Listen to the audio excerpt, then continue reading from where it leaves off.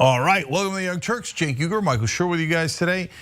We've got a hell of a show for you guys, including Mike Pence defending his own execution, in a matter of speaking.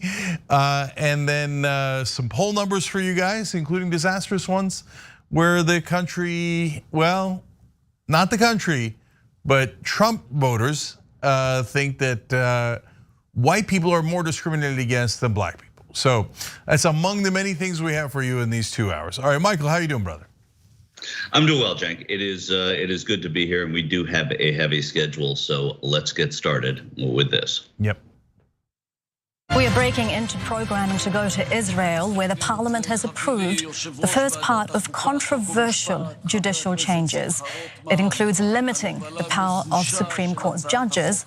This bill forms part of a wider package of changes that protesters have been out on the streets demonstrating against all year. Critics say the bill is a threat to democracy. So yeah, that's in Israel. Today, the far-right Israeli government voted to limit the power of the country's Supreme Court. We'll get into why and what that means later, but there have been massive protests throughout the country over this. Critics are saying that the move is a power grab by Netanyahu, Benjamin Netanyahu, the prime minister, who may be hoping to force through far-right wing laws, but also there's selfishness there too, because he might be trying to shield himself from that very court. We're going to talk about that policy in a little bit, but let's take a look, Cenk, at some of these protests and how massive they are in a country as small as Israel. You can hear the anger on the streets. The vote in the Israeli parliament just taking place. Protesters not able to get near the parliament because of the police, but protesters spilling right down the roads. Earlier, angry crowds massing near the Israeli parliament. Police carrying away protesters and firing water cannon to disperse crowds overnight. This weekend, former Israeli security chiefs signing a letter backing a threat from thousands of army reservists, saying they'll no longer serve when the reforms go through. And before today's crucial vote, President Biden wading in, releasing a statement calling on Israeli leaders to seek consensus and not rush their, quote, divisive judicial reforms. Protesters descending on Jerusalem from all over the country, many marching for days, some camping outside the parliament, saying today's vote is wrecking Israeli democracy. I mean, two unbelievably unprecedented facts in that report. One is that army reservists are threatening not to serve. The Israeli army, as we know, it's mandatory for Israeli citizens to serve, and the notion that they would step away from that, which is a source of real national pride, a little different in each country, but in Israel, certainly national pride. That is surprising, Cenk. Also, the fact that a U.S. president is admonishing Israel and Netanyahu in the way that he did. Let's take a look at why these people are protesting, why there's such grave concern about these laws. Israel, the country, doesn't have a formal constitution, so the nation's high court uses the subjective legal standard of, quote, reasonableness to assess whether a law should stand. The Netanyahu government's judicial overhaul would restrict the Supreme Court's use of reasonableness in striking down laws, appointments, and other actions. So, just to talk about that for 1 second. So when legislation comes over, there is this level of reasonableness. And if the court had thought that it was unreasonable of the legislature in an extreme way to legislate in the way they did, the court could step in. Well, now they can't. At least that's what Netanyahu wanted, and that's what the note said, the vote said in the Knesset. We'll continue. Netanyahu himself has argued that the Supreme Court has become an insular, elitist group that does not represent the Israeli people. But critics say Netanyahu is pushing the overhaul forward in part to protect himself from his own corruption trial, where he faces charges of fraud, bribery, and a breach of trust. And of course, he denies any wrongdoing. And it's what this is able to do, aside from Netanyahu protecting himself, is to have the far right in Israel push through all of their policies, even if a court that would ordinarily have the right to deem them reasonable or not were to deem them unreasonable. Doesn't matter if these ultimately go through, and if in fact this vote holds. Of course, there'll be challenges to it, but Cenk, that is a massive change in government there, and you have the U.S. chiming in against it. Yeah, so let me give a sense of the enormity of this, impact of this law, and then we'll talk through what are the consequences and why it's happened. So first, since Israel doesn't have a constitution, as Michael explained, this is the way that the judiciary checks an out of control parliament, right? And so they don't use that willy-nilly. They have a standard, and this is the normal checks and balances that you would find in a democracy, right? But without it, this is the really important part. Just a slim majority of the ruling party can get anything passed now. Okay, so there's no check at all. There'll be no judiciary check. And in the case of Israel, since it's a parliamentary system, the prime minister and the ruling party are close to the same thing. And in this particular case, at this point in time in Israel, they are the same thing. So whatever Netanyahu decides just becomes immediately the law of the land. Now, is it immediate? No, they go to vote on it in Knesset, but he's going to win those votes. And then the judiciary can't do anything about it. And so people are very justifiably concerned that that means you don't have a democracy anymore. Now, it's complicated because democracies have a lot of different components, including elections, but part of that is a separation of powers, or a different part of democracy is a separation of powers, minority rights, etc. Here, even if you think, well, they're still gonna have elections, they can vote out Netanyahu, at a bare minimum, this means that democracy as we know it in the West has taken a massive hit in Israel. And so, look, the US system has, in my opinion, too many checks and balances, and it creates too much friction. So even if you win giant majorities, you still can't get anything done, because not only is there the Supreme Court, which I think of course should exist and should have the check that it does, but on top of that, you have ridiculous things that have no business and are not in the Constitution, like the filibuster, the parliamentarian, etc., and it grinds everything to a halt. So you don't want things ground to a halt, but you don't want a simple majority to be able to run roughshod over the rest of the country with no checks and balances, and that's where Israel is partly heading. Now, look, I think that when you look at the normal explanations as to why, you will see that, as with a lot of countries, it is secular folks versus fundamentalist religious folks. And this happened, for example, in my home country of Turkey, and the fundamentalists won. And look, if that faction wins, there's nothing wrong with that. It's a democracy, everybody can win. They could be as right wing as they like, they could be as religious as they like. The problem with fundamentalists is that they refuse to leave. And so we saw a piece of that here in Donald Trump, and backed by the Christian nationalists, etc. Because fundamentalists, not all religious folks, but I'm talking about fundamentalists, think, I don't really care about your democracy. I just care about my religion. That's why I'm a fundamentalist. I think my religion rules over everything, and I find everything else an inconvenience to my path to power. So now there are less inconveniences to their path to power for fundamentalist religious folks in Israel. There's also the extra nuance of Ashkenazi Jews versus Mizrahi Jews. Ashkenazi are from Europe, Mizrahi are generally speaking from the Middle East and Asia. And they both came together in Israel, and Ashkenazi Jews for a long time were the ruling elite in Israel. And they built up some resentment, rightfully or wrongly. I'm more on the secular side, so but I'm sure that there were things that the ruling elite in Israel should not have done to all of the folks in Israel, and that built up more and more resentment. But overall, the fundamentalists were going to do what they were going to do no matter what. And I think that it hurts us to be naive in all of these countries that are affected by this phenomenon.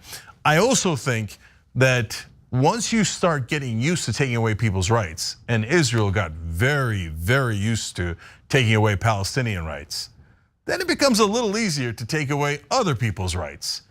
And in fact, Michael, I mean, this is of course an extreme example, but one of the papers did write that the fundamentalist folks that were happening in Mizrahi were yelling at some of the Ashkenazi Jews saying, we wish the Holocaust had done more. because it mainly affected the Ashkenazi Jews. And so that is, I mean, that sent a chill down my spine, and I can't believe one Jewish person said that to another, but that's where we are today. Well, it's fascinating that everybody within Israel, and I think outside of Israel, worries about the threats to Israel from outside, that Israel could potentially be destroyed. But in fact, Israel is now getting closer to, they're certainly in a rhetorical civil war, but when you have army reservists refusing to serve, the problems in Israel and the bringing down of Israel could happen because of Israel amongst themselves before it happens from an outside source. Again, that's taking it too far, but they are really at a boiling point in that country, and it's not a very big country, and it's a very militarized country. And another part of it, we talked about how Netanyahu considers the Supreme Court elitist and insular, so he doesn't want to defer to them. But what does that make him, right? I mean, that makes him somebody who is almost dictatorial because of this law. Do you read it that way? Yeah, of course, it's just an excuse. And so, yeah, and Netanyahu will do anything for power. And so there's the paradox that, by the way, Netanyahu is Ashkenazi, but he's largely backing the Mizrahis. And it doesn't break along those lines perfectly at all. Every country, their internal politics is a mess, filled with tons of different factions and infighting, etc. But generally speaking, it is the more religious folks against the more secular folks. And Netanyahu came from the secular branch and is now siding with both ultra-religious folks and ultra-nationalist folks. Watch out for people with ultra at the beginning of their description. And we have to continue a little bit here because you talked on the minorities, and I think it's important that we mention this, that while the Israeli Supreme Court, this is more from Jake Johnson at Common Dreams, while the Israeli Supreme Court has been an extremely weak check on the government's systematic oppression of Palestinians and illegal land confiscations, the proposed judicial overhaul could completely eliminate any remaining barriers to far-right efforts to dramatically expand settlements and further roll back Palestinian rights. And this goes to the whole conversation around reasonableness and what someone like Netanyahu and his faction in the Knesset deems reasonable, which a Supreme Court that is not legislative and is not elected directly could step in and check that. It's also important, I think we point out, that this is not unique to Israel. This is in the United Kingdom, this is in Australia. This reasonableness idea, and we have to remember that when Israel was formed in 1948, there was a lot of British influence and a lot of parliamentary influence in how this was done. Reasonableness being in the United Kingdom, reasonableness now a big part of, or I guess a diminished part of Israeli law. Yeah, and one more thing. Look, and I'm curious what your opinion on this is.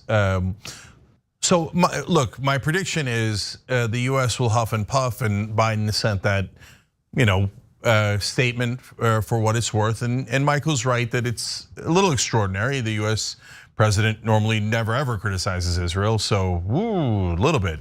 But my guess is that's where they'll leave it, and this won't affect the funding of Israel 1%. And they could have as ultra-religious leadership as they want. It could be as ultra-fundamentalist as they want, and they can take away any rights they like.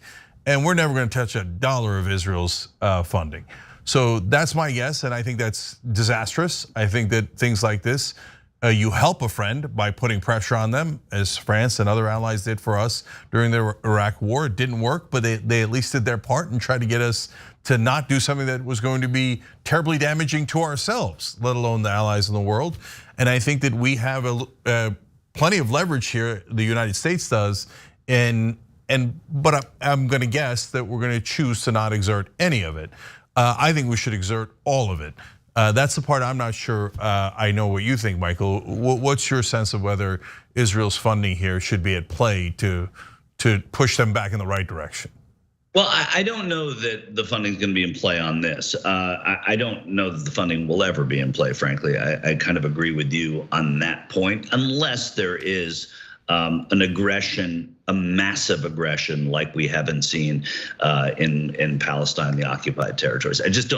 I don't see this. This seems like it is opining about an internal debate that's happening inside another democracy, and I don't think that the United States would step in that way. They haven't stepped in because of Palestine either, let's be clear. But again, if there was something massive and different than what we've seen, I think that's the only time that we would see that happen. But first of all, we should say that this is going to be challenged, right? I mean, so when Netanyahu comes to visit the White House in the fall, he's already been invited. President Herzog met with President Biden last week at the White House. These things are going to come up, but this is not the major point of conversation, I'm guessing, that they're going to have, Netanyahu and Biden. There are plenty of things on which they disagree.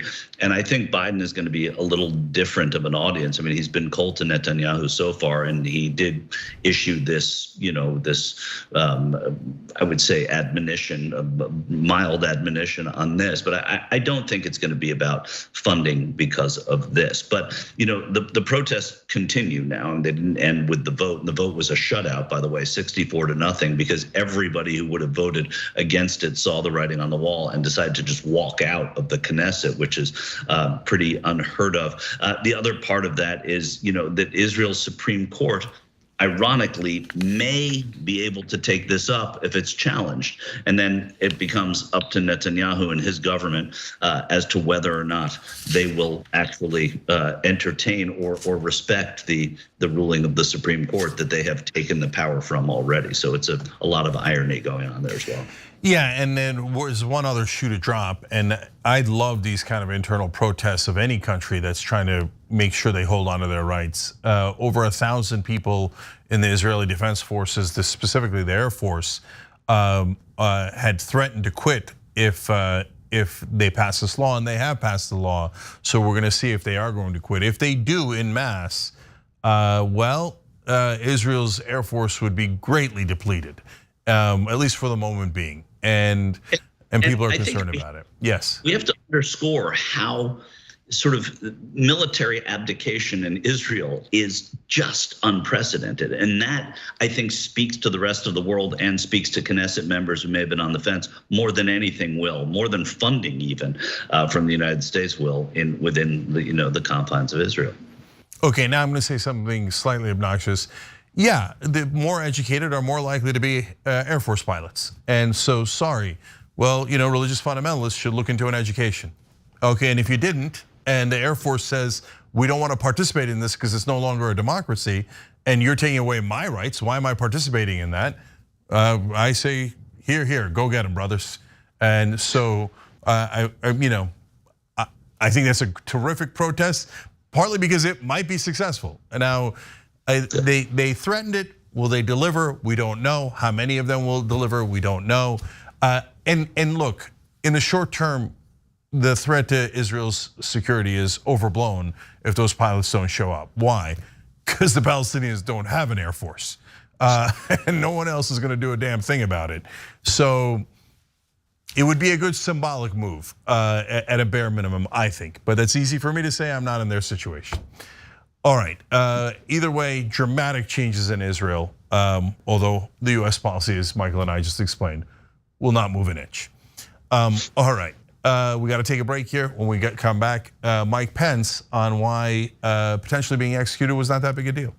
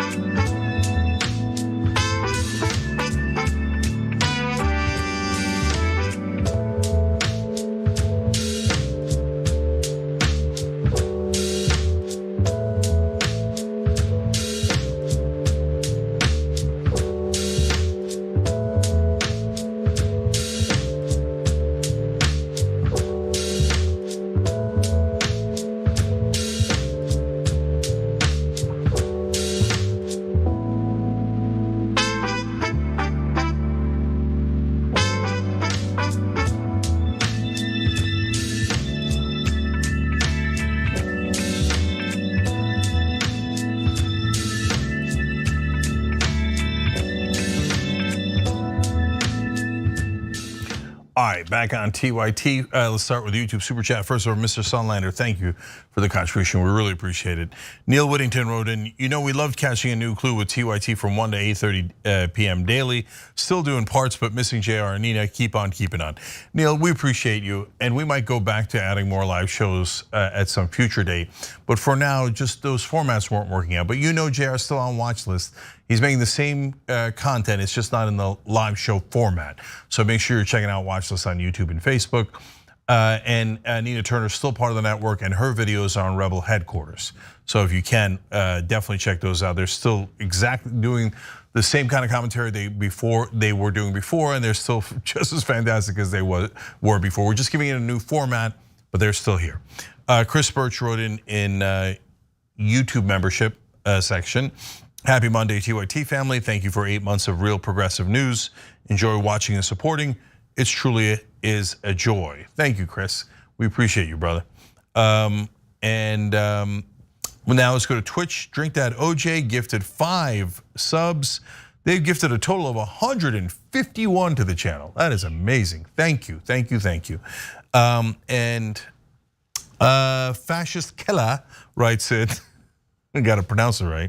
The irony here is that the right wing in this country pulls out the left for trying to tamper with the courts, but is okay with the far right in Israel doing this to their courts.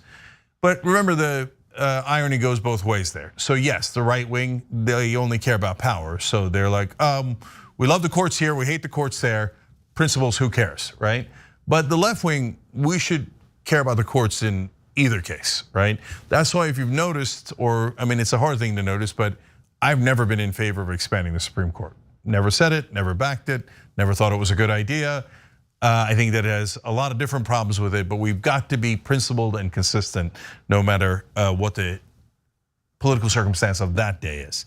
Okay, Drink That OJ then wrote in, I've been watching TYT for a while and I frequently find myself disagreeing with you, sometimes strongly, but that's what keeps me coming back. News that tells me what I want to hear isn't teaching me anything.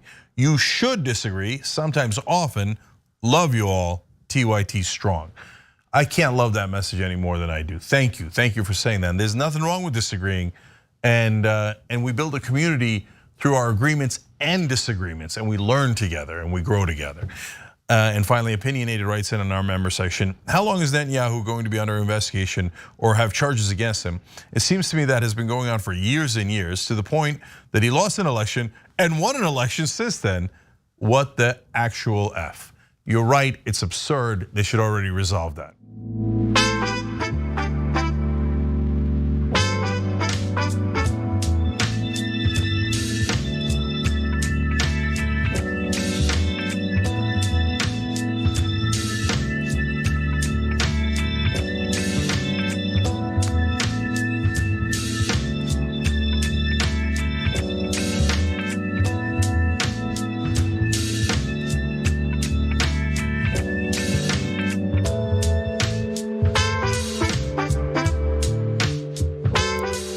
Back on TYT, Cenk and Michael with you guys, and also CDN Norse Dog Dad gifted you 5 Young Turks memberships on YouTube. We appreciate you.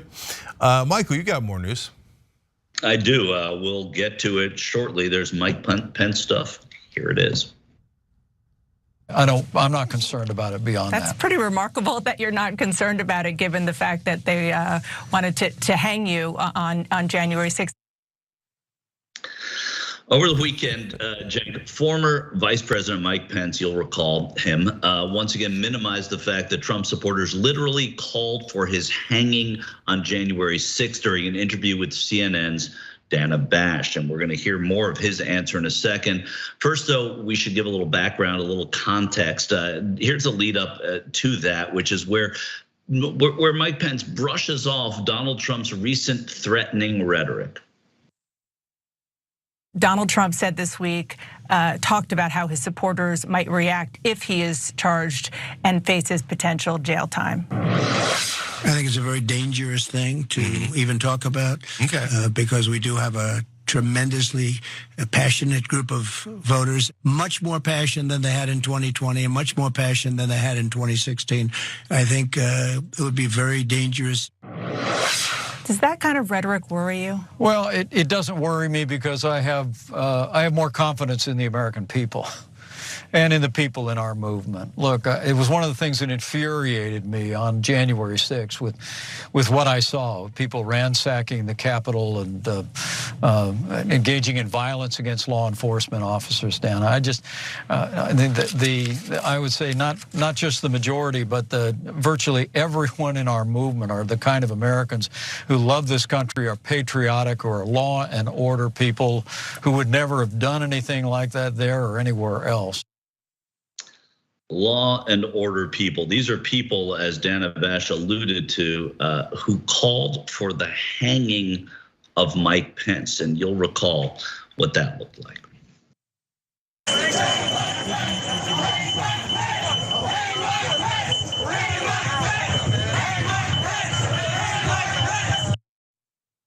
But of course, Mike Pence, Alfred E. Newman, what me worry? He is totally unmoved by this. It's almost like he didn't see it happen, even though he's seen it happen over and over again. Here's his reaction. I'm sure the American people will respond in our movement in a way that will express, as they have every right to, under the First Amendment, to express concerns that they have about what they perceive to be unequal treatment of the law. But I'm not concerned about it beyond that. That's pretty remarkable that you're not concerned about it, given the fact that they wanted to hang you on January 6th. I want to move on to the issues that you were talking about. Well, Dana, wait a minute.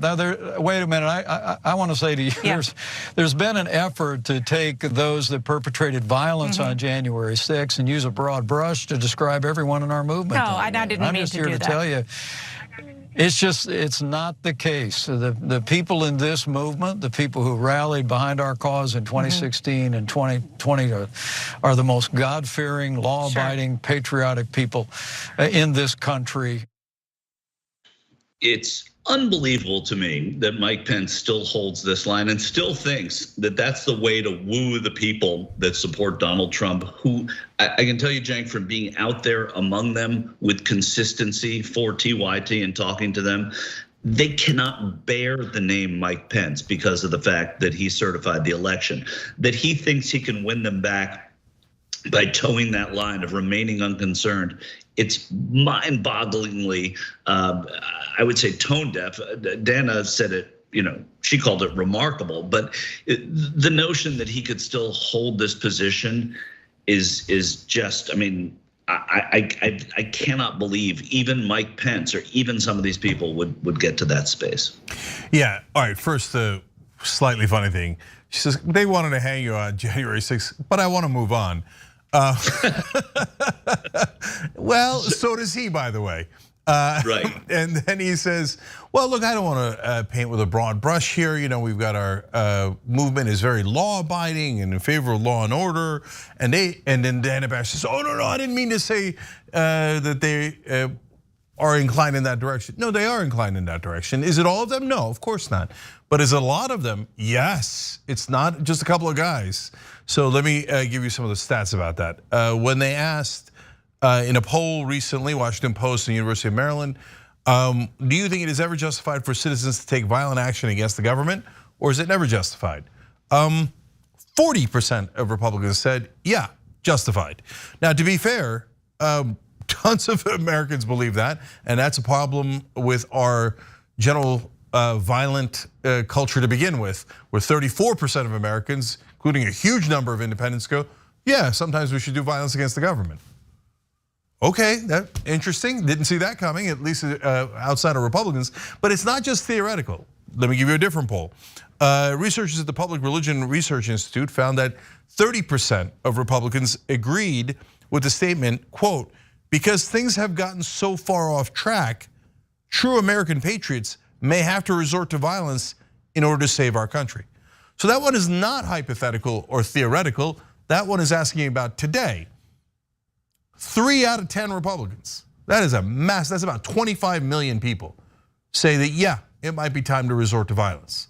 So that is why it is not at all surprising that they chanted hang Mike Pence, and by the way, brought gallows and nooses.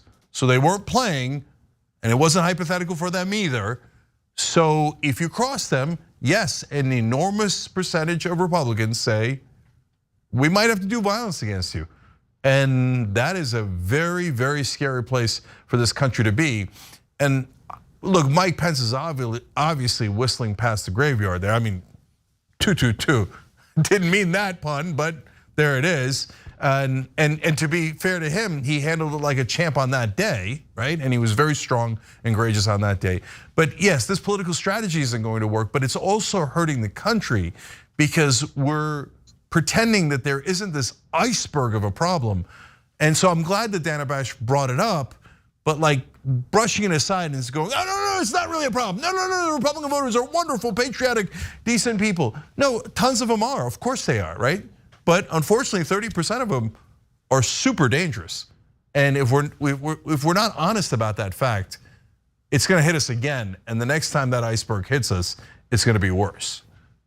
Well, and by all accounts, Cenk, among those 30% of Republicans, going by what he has said, would be the leader for the nomination for president on the Republican side in 2024, which is the former president, Donald Trump. You'll recall that that his former chief of staff, Cassidy Hutchinson was the former chief of staff to Mark Meadows in the White House, said that Donald Trump thought that what was happening to Mike Pence was deserved. If I can remind you, this is Cassidy Hutchinson talking to the January 6th committee in Congress earlier this year or late last year.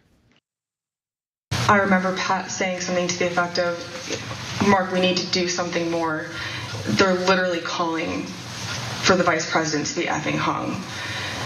And Mark had responded something to the effect of, you heard him, Pat. He thinks Mike deserves it. He doesn't think they're doing anything wrong.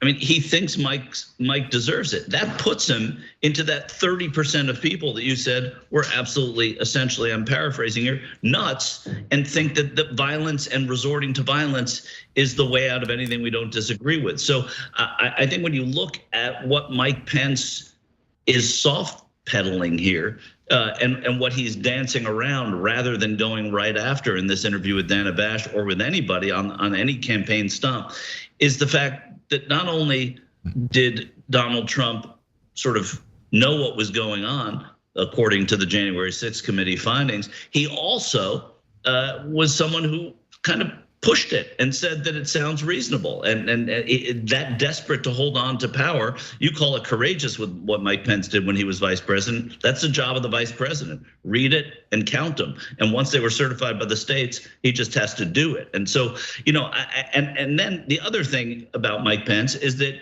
even in this interview with Dana Bash, he was hesitant to call out Trump's own crimes leading up to the Capitol riot. He said, while his words were reckless based on what I know, I am not yet convinced that they were criminal. They don't really have to be criminal if they were reckless. He doesn't really even acknowledge their recklessness. Otherwise, he would respond with passion to Dana Bash when Dana Bash is talking about these people wanted to hang you. How do you just listen to that and brush it off?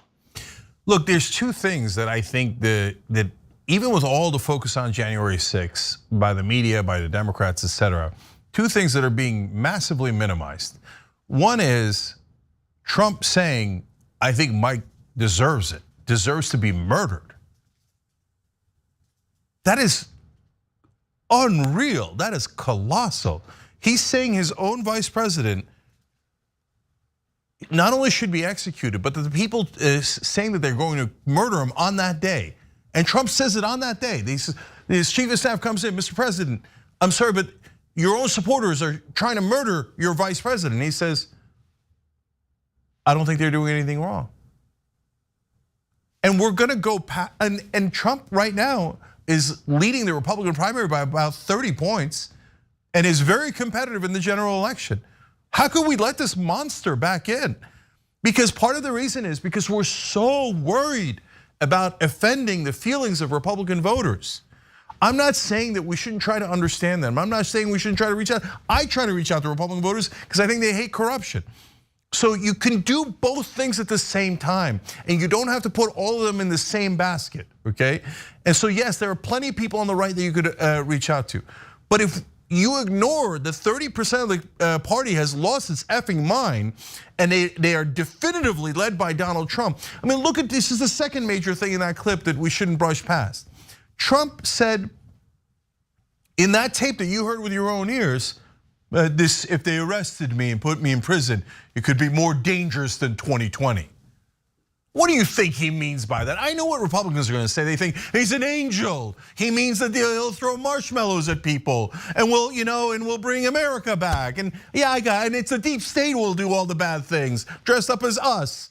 And then when you find out who it is, it's actually us and not the deep state. But it doesn't matter, we'll make up fantasies, right? But no, right there, for all rational thinking people, this monster of monsters who liked the violence that was done on January 6th, who didn't even mind his own vice president being potentially murdered, is saying, oh yeah, arrest me, and we'll have even more violence. Who do you think egged on that 30% to begin with? So that disease needs to be addressed within the Republican Party, but almost no one has the courage to do it, and certainly Mike Pence doesn't. So one last thing, guys, I'm gonna read you these quotes from about a different poll because I need you to understand what's going on inside the Republican Party. In December 2022 Political Morning Consult poll, 40% of Republican voters said Trump had, quote, no responsibility at all for the events that led to a group of people attacking police and breaking into the Capitol, while another 16% he wasn't too responsible. Only 14% of Republicans described Trump as very responsible for January 6th, compared to 45% of all voters.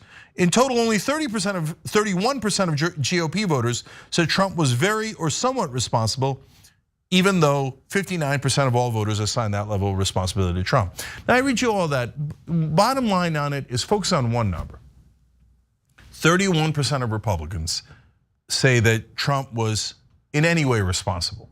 The other 7 out of 10 Republicans say, Trump, January 6th, no. That was probably Dukakis or Walter Mondale or OJ or Hugo Chavez or Antifa or the deep state or my mom or your mom. In fact, I read a different poll, Michael, that said a majority of Republicans believe the person who caused the riot against Joe Biden was Joe Biden. One political party has lost its mind here. Not all of them, but a lot of them. And we need to somehow get them back to sanity. But that is an enormously difficult process. But we also, I think that there you can look at the half full glass there too and see that 59% of all voters, and that's a big number of American voters at a time when you can hardly get to 50% on anything, say that he is either very or somewhat responsible for January 6th. And going into an election year, yeah, that has to matter. I think that's an important number too, Cenk. Yeah, that's true. And look, I do not want to take any chances, and I do not want Donald Trump, who I think is a full-blown fascist, and these comments totally prove it, believes in political violence as a tool for his ambitions. I don't want him anywhere near the general election. But if he is in the general election, the only silver lining will be, and this is a giant if, because if it doesn't go this way, we'll lose the country.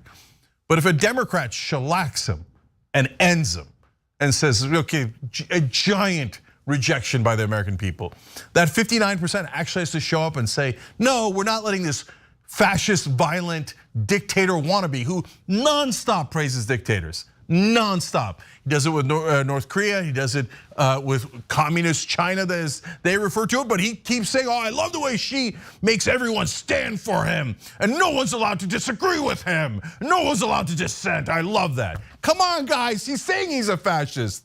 Jesus Christ, wake up, Republicans. You went to go stop corruption and you wound up here with the biggest con man in American history, this fascist wannabe. So anyways, if he gets routed in an election, maybe then it ends and the Republicans decide to go in a different direction. But until then, by the way, if you're a Republican voter, you're nuts on a different count. You're gonna take a guy that 59% of the country thinks basically did a coup against America, and you're gonna run him in a general election?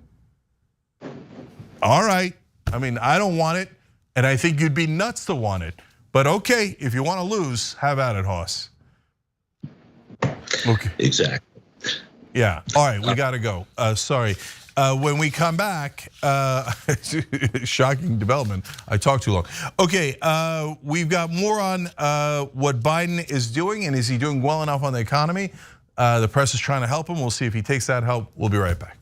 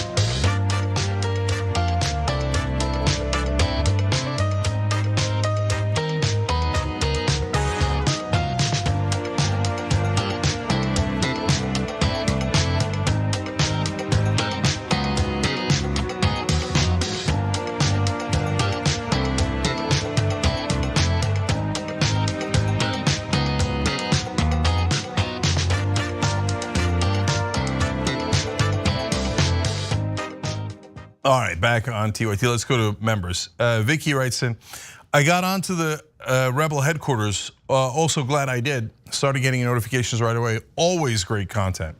Thanks for saying that, Vicky. We appreciate it. You've got amazing folks on there. You got Nina Turner, David Schuster, Ray Vana, and so many others. So check them all out. Ben Glebe, who's going to be on with us in a little bit. Santos Juante wrote in, thank you for consistently emphasizing that it is a right-wing Israeli administration. Absolutely. Look, not all Israelis are responsible for Netanyahu. In fact, there's massive protests in Israel right now against Netanyahu, and nobody in any country or any ethnicity is a monolith. There's all Turks are not responsible for Erdogan. All Americans are not responsible for Trump and Cheney. We fight to make sure that our better angels are represented, not the worst of us. And sometimes we lose that fight, but we got to keep on fighting. Moonshine Dragon writes in, hang in there, Mike. About Michael. Oh no, about Mike Pence, yeah. Oh God, I just got it. Okay, that's hilarious and disastrous. Okay, I don't think I could, okay. Anyways, apparently funny. Mechanic 66 writes in with criticism of one of my positions. Cenk, I understand your sentiment, but it's also why the left is getting their butts kicked, referring to packing the courts. The Republicans wouldn't waste a minute in stacking the court if the positions were reversed. Well, they've had opportunities. They have paused for a minute. And so I'm not saying that they would never do it. No, and they would be far more likely to do it than the left. But a lot of times what happens, first of all, I just don't agree with it on principle. Because if we bring it to 12 or 15, they're gonna bring it to 18 or 21. And then the next thing you know, we're gonna have 1,000 people on the Supreme Court. So there's no end to that train. It's gonna go back and forth, back and forth. I don't think that's the right way to handle it. But also as a matter of politics, usually what happens is the left threatens something but doesn't actually do it. Then the right wing goes, you said it once, haha, and they come in and they put in 18 new conservatives on the Supreme Court. They actually do it. So I don't want to open up the Pandora's box, and I just don't happen to think it's a good idea. Texan says, but to Pence, no, Mike, we're not saying all the rioters wanted to hang you, just the vast majority of them, especially the ones with zip ties and rope. Hard to argue with that. Opinionated writes in, I want to know how safe Michael Schur feels out there amongst these cult members asking questions. I saw one guy saying he wasn't going to allow him to talk down about his orange buffoon idol. Is Michael there? Or we're out of time? I'm here.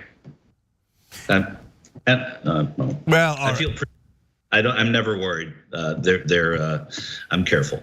Okay, good enough, not worried. Okay, we'll be right back.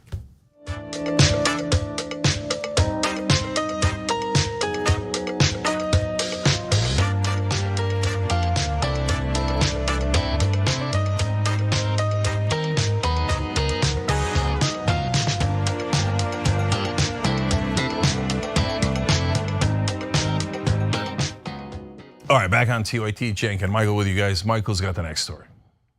Yeah, Cenk, the Biden White House is having some trouble with communication and going into an election year. Communicating what is going right is very important, and they're not doing it very well at all, and they haven't for quite a while. They've been trying to tell Americans that their lives are improving, that they're better off under Bidenomics, and that's what they're calling it. And which is, it worked for Ronald Reagan. Reaganomics works, and Bidenomics is clicking with some people. But what the White House is doing is talking about the fact that it's actually true. There are several metrics that are now suggesting that the economy is improving and doing, in some places, actually really well. But polling has shown the American people are dissatisfied with the state of the economy.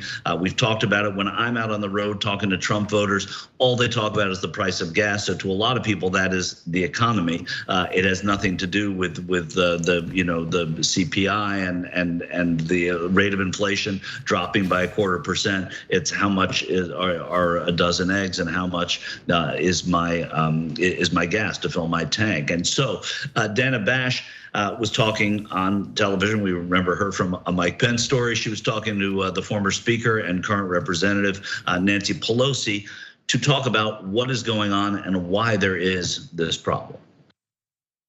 A Quinnipiac poll this week found nearly 6 in 10 Americans still disapprove of his handling of the economy. Why is that, and what does he have to do to turn that around? Well, a lot of it is about messaging, of course.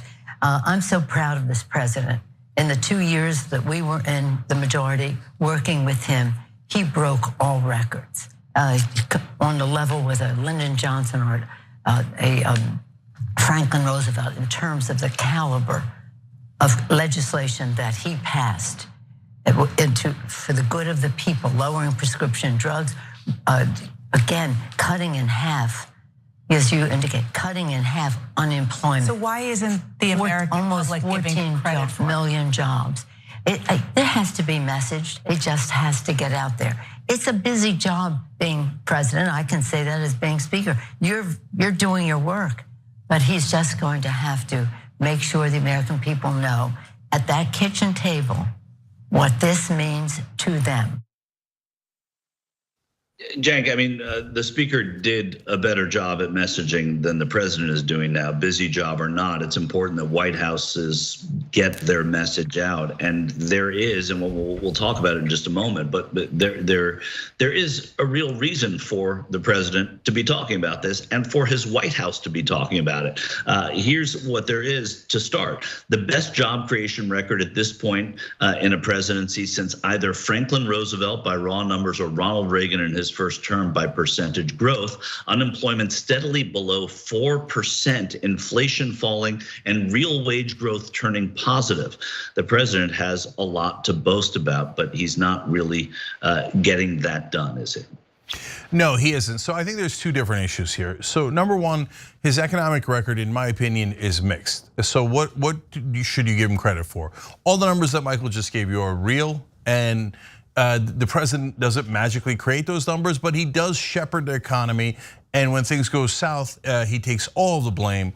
And so when things are doing well, he should definitely receive some significant portion of credit. So it's hard to keep both unemployment and inflation low. And now unemployment is at a record low and inflation has been brought all the way down to 3%. So if you don't give him kudos for that, what do you give him kudos for? And by the way, the Republicans with numbers that were not as good for Donald Trump thought they were the greatest numbers in the history of the world and proved that Donald Trump should be reelected as president. So, well, if that's true, then I guess Biden should be reelected in a landslide. So the second thing that Republicans are disingenuous about is gas prices. Now, in the beginning, I understand they were real, the gas prices went up and they wanted to blame the guy who was in charge, plus they don't like him anyway. But now, inflation has come down and they're still saying the same thing. Why? Because they hate Biden. Come on, keep it real. I mean, Brian Unger was on one of our programs, Old School. He's now moved to Georgia, and he was talking about how some real estate agent there was talking about how prices for houses have dropped by 200% in Georgia because of Biden. Dropped 200% because of Biden. That doesn't make any sense at all. It's not even trying to make sense, right? So is there a healthy percentage of this where people go, I just don't like Biden, he's not Trump, I hate him? Okay, yes, there is. Now, why do I say the economy is mixed? Because, and his record on it fixed, because there are things that the president can do, like pass legislation. And he didn't pass almost any of the economic pieces of legislation that he promised. $15 minimum wage, people's wages would have gone up. They would have felt that. In the beginning, he did pass some that were great, like child tax credit. And guess what? When he did, and that was part of the big COVID relief bill plan, that's when his numbers were the highest by far. They were about 15 points higher than they are today, maybe even more. So when you do things that help people economically, your numbers go up. When you stop doing them, they go down. You shouldn't be overall too surprised by that. And they keep bragging about all these bills. She says FDR and LBJ, that is insanity, not even close. I think he passed about 15% of his agenda, and some of it were good things, and the one I always use is the semiconductor bill. I mean, the semiconductor industry does need help in this country. He didn't put any guardrails in. He was just a giant giveaway to corporations. But it doesn't matter what you think of the substance of it. What matters is, does that help a lot of Americans? No. A lot of the semiconductor companies in America fired their workers afterwards anyway, because he didn't put any protections in. So the American people felt that 0%. So going around bragging about how he did a semiconductor bill is tone deaf. And oftentimes they do that, either specifically or in this nonsense made up thing that Biden is FDR, right? Because he passed a semiconductor bill and a couple of others that mainly help corporations. But Michael, finally, on the messaging side, that one is less complicated and less mixed. It's an absolute disaster. And in fact, I want to show you a clip of Nancy Pelosi, or several clips of Nancy Pelosi, to give you a sense of why it's a disaster, among the many reasons why it's a disaster, and then we'll break that down. But let's watch. I want the Republican Party to take back the party. Here I am, Nancy Pelosi, saying this country needs a strong Republican Party, and we do. I've also said that Republican country needs a strong Republican Party. They've made great contributions to our country. I say this to Republicans all the time. Take back your party. And I say to my Republican friends, take back your party. The country needs a big, strong Republican Party. I keep saying, take back your party, Joe, to Republicans. Take back your party. This is a grand old party. Yeah, so when you're constantly telling people how awesome the other side is, you might have a messaging problem. Do the Republicans ever make that mistake? Never, ever, ever, ever, ever. They constantly are saying, oh, it's Marxists, fascists, groomers, satanic, terrible, everything they touch is a disaster. They ruined the country, it's totally destroyed. They're the worst, most evil, terrible people in the world. And Pelosi and Biden come on, ooh, my Republican friends, oh, you guys are such a great party. Take it back to what it was when we helped the rich together. I mean, I love Republicans. Republicans are so good. Gee, I wonder why one side has an messaging advantage and the other side doesn't. I actually think that was strong messaging by Pelosi, and I don't think that she and Biden do it in the same way. I think absolutely, Cenk, that it was total mocking of the Republicans by what Pelosi did. And for a president and a speaker to do things are two very different models. And the president, part of messaging is messaging why things aren't working as much as it is why things are working. What Joe Biden didn't do with Kyrsten Sinema and Joe Manchin, when he knew there was no hope, when his advisors were telling him there was no hope, to not villainize them and publicly go after them and soft shoe it with them, that to me is as bad as only talking about semiconductors when you can talk about how hard you've tried on other issues and the successes you've had with unemployment and interest rates and infrastructure and things like that. So I really do think that they're very different. And what I see Pelosi doing is what a speaker does, and it's totally different, and it's mocking the other side. And I think mocking the other side is something that she did quite well when she was speaker. But I think it's very, very different messaging. Yeah, no, I, as usual, totally disagree. I disagreed with you first. Yeah, okay, fair. So look, guys, messaging is a blunt instrument. And if it's done right, you think, wait, no, all the sophisticated people say you should do nuanced messaging. No, I believe in nuance. I certainly believe in nuance in policy. But nuance in messaging is often not a great idea. So, but it's not nuance, Cenk. I mean, Joe Biden gives so much acreage to Republicans. He is so deferential.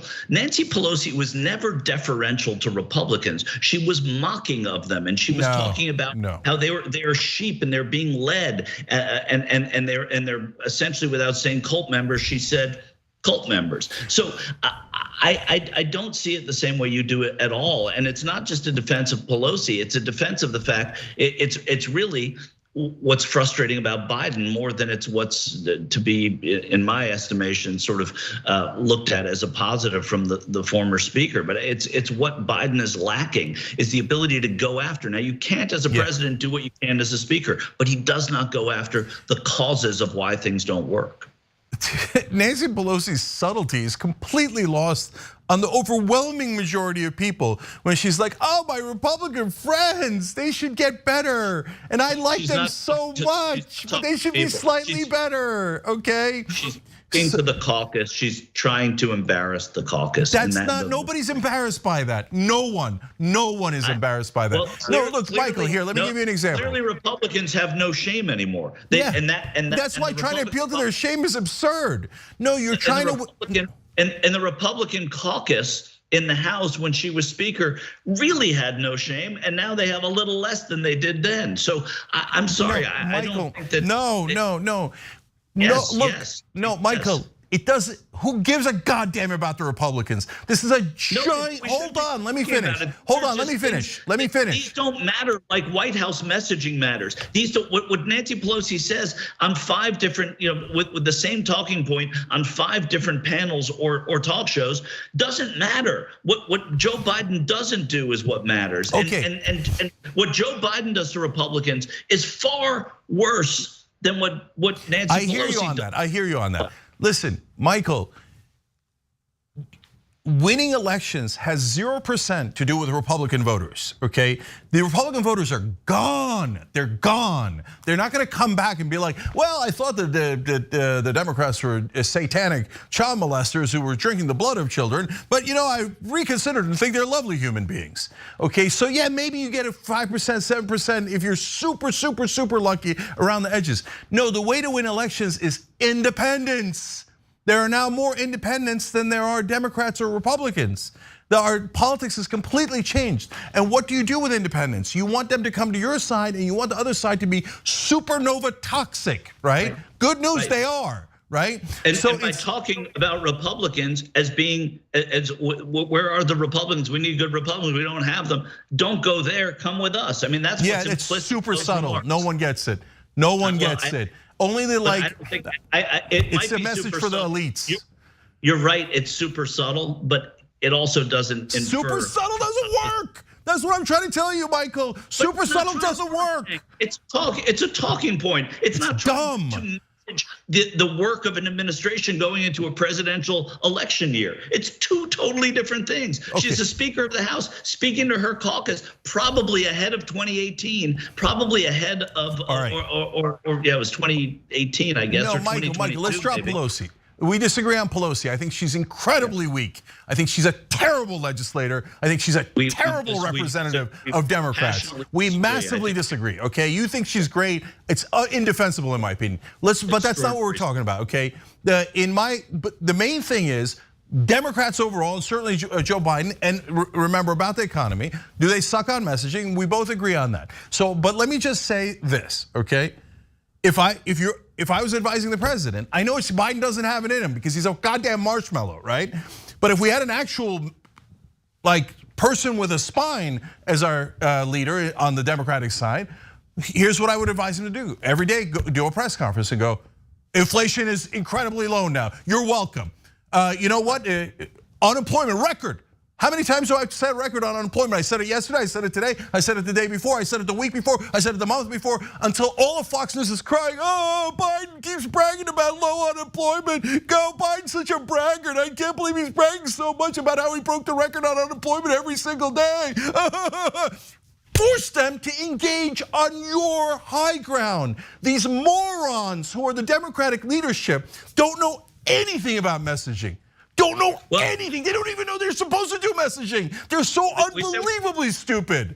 We said we're staying away from the whole idea of the Democratic leadership, but so let's stay away from that. This is about the White House. This is about having what has been come to be known as the bully pulpit and not using it for any bully or really any pulpit, right? I mean, he hasn't done exactly what you're saying he should have done, and what any president should do, which is to go out there and repeat it the way we talked about this in the production meeting today, with Ronald Reagan and Bill Clinton used it for that. Barack Obama did it. George W. Bush did it occasionally. But to be able to talk about the accomplishments you've had and say it every day, say it repetitively, that's messaging. To have surrogates out there saying it, not just your vice president, but constantly have people on these shows and on the hustings saying these things. It's what is absent in this White House. And it's a shame because some things are not going to be as good by the time there's an election.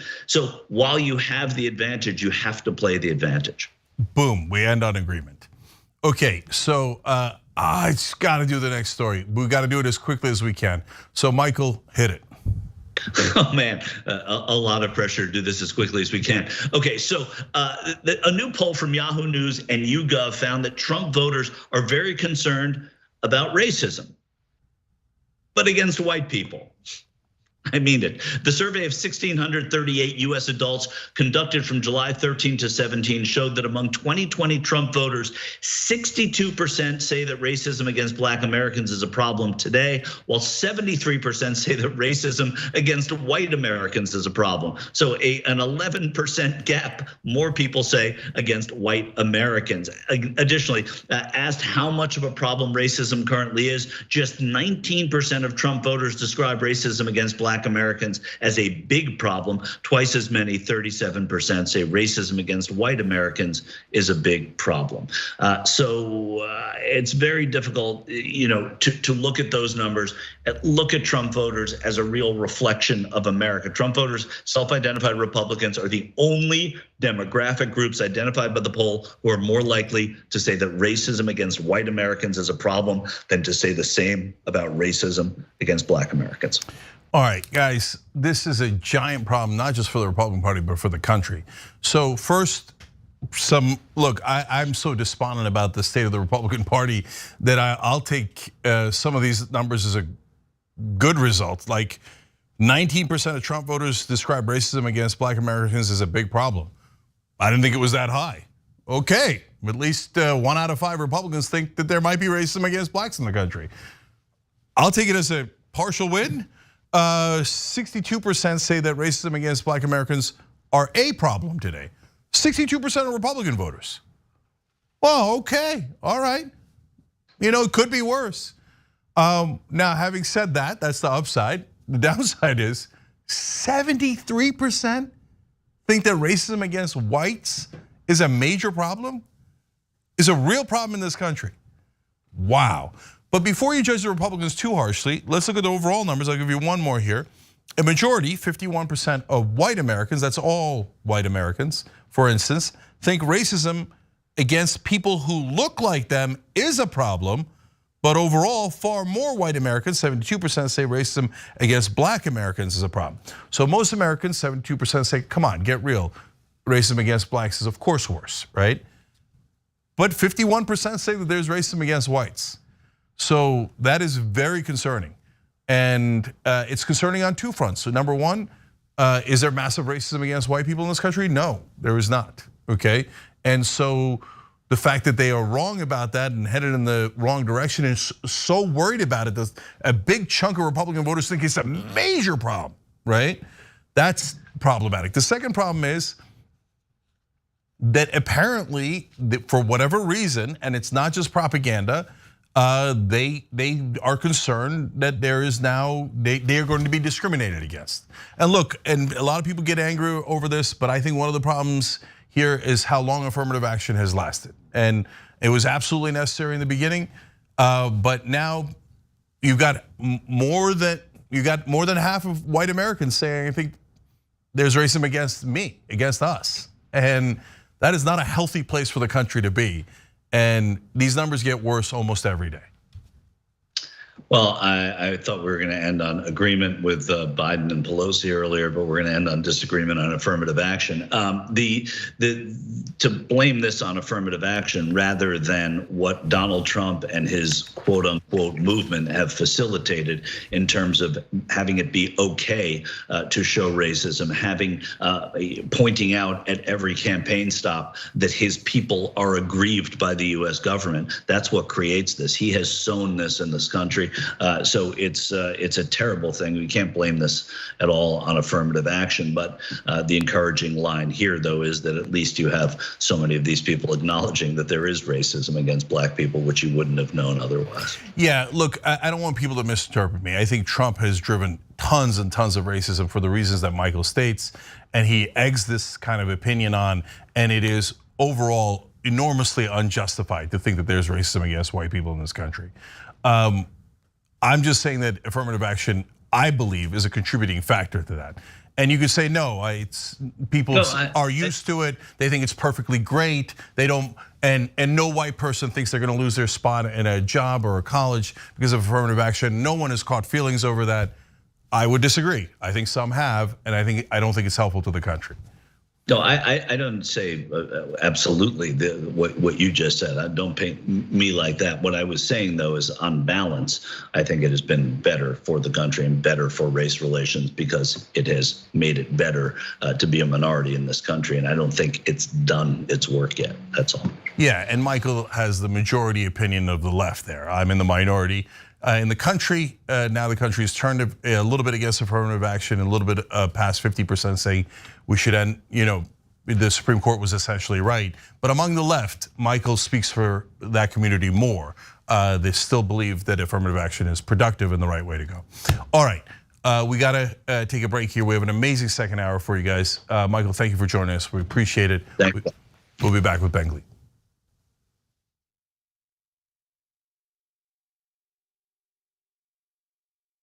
Well, the Young Turks, the Friday show is gonna be awesome. We're gonna help us over here. Drop it. We became the first ever daily online web television show. No, the Constitution is the very core of America. The fact that we don't spy on American citizens, that we get a warrant, that we go to a judge, that we have a procedure, that we have due process, that is America. On top of that, they go, why don't they just stay at their own schools? You gotta realize something. These schools suck. They want people to pull themselves up by their bootstraps. You ain't got no straps, you ain't got no boots. He lit these fires in trash bins all around town out of frustration. 99th most viewed channel today on YouTube. The Shorties Award, Best Web Host. We passed 1 billion views. Voice Award winner, News and Information Channel, The Young Turks. Oh, another Webby. The Young Turks. Can I curse? Yeah! For those of you watching on live stream, yes, we have adopted a pet iguana that showed up at our door. A haunted version in the dark with our silhouettes. Now let's get to the best line of the debate. And it was definitely the one against FAWNS. I told you we were coming. You talk about it when it becomes a problem. Our lack of gun control is a problem. Nonsense BS story is hurting that cause, and they need to wake up and recognize that they are being had by these people. Biggest gang in America. Question is, how do we make sure that we blame the person who is dead? What kind of democracy is that? We should never forget that the most powerful people in the world exploited the greatest tragedy in American history to go to war in a country that had a lot of oil. Rolling thunder. That's what this show is.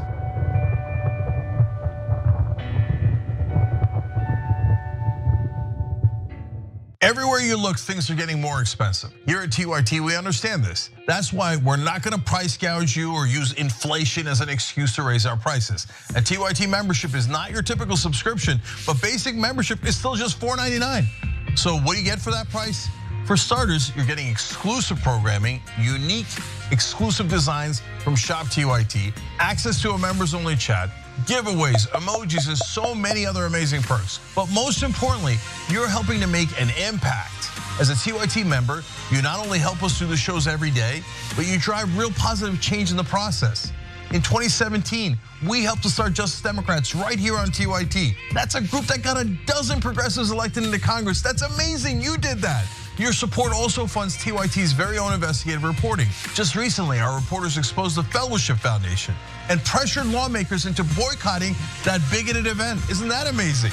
We raised over $30,000 for Jackson, Mississippi, and delivered clean water to thousands of people in need. Our petitions, polls, and community of activists help keep the corruption of Washington in check. That's the impact of what just $4.99 a month from our members can do.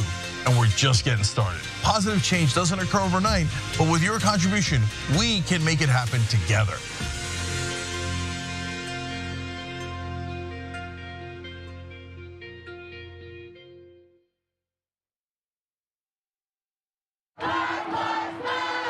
You don't see a lot of news coverage in the mainstream media of the peaceful Black Lives Matter protests that happened throughout the country. Black Americans are hurting. Minorities in this country are hurting.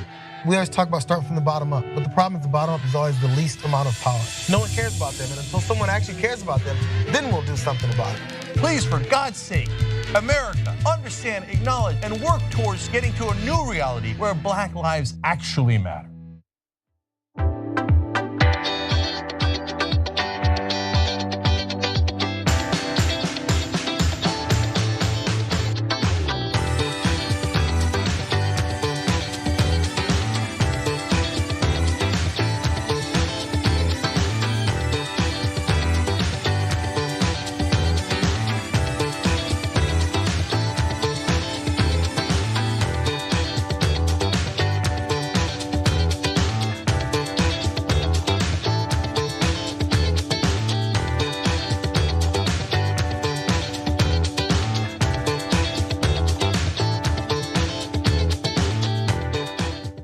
right, back on TYT, Cenk and Ben with you guys. Ben Glebe, of course, on Rebel headquarters.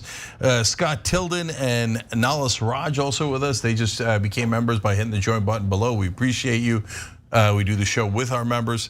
And Ben, you got a special coming up real quick? I do. This Saturday, I am debuting my new hour of material, my first hour since The Mad King, the Lyric Hyperion in Silver Lake, and globally streaming at Nowhere Comedy. You can go to nowherecomedy.com to get tickets, or benglebe.com, and join me worldwide for my new hour called Endings, about my crazy year.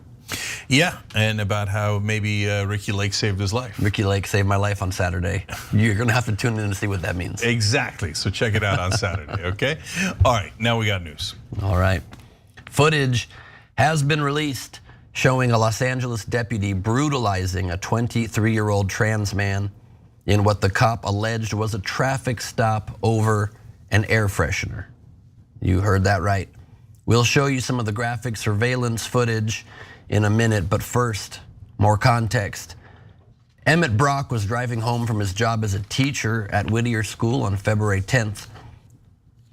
During his drive, Brock's lawyer, Thomas Beck, said he saw a deputy berating a woman of color, so he flipped the deputy off.